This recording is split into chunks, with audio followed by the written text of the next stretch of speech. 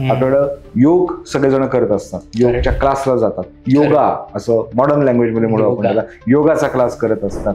पण त्याच्या ज्या पायऱ्या आहेत, स्टेप्स आहेत, त्या आहेत यम, नियम, आसन, प्राणायाम, प्रत्याहार, ध्यान, धारणा आणि समाधी. कारण त्याचा समाधी हा उद्देश आहे, पण त्याची व्याख्याच योगशास्त्राची सांगताना सांगितली, योग हा चित्त वृत्ती निरोध.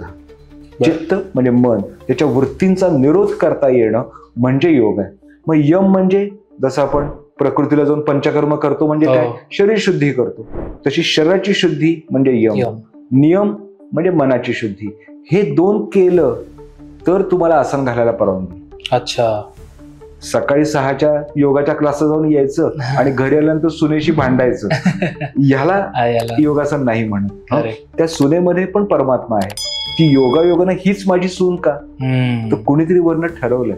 अशी श्रद्धा ठेवून जेव्हा तुम्ही योगा करणार किंवा त्या सुनेकडे बघणार, त्यावेळेला तुम्हाला या रोगांवर विजय मिळवता येणार आहे.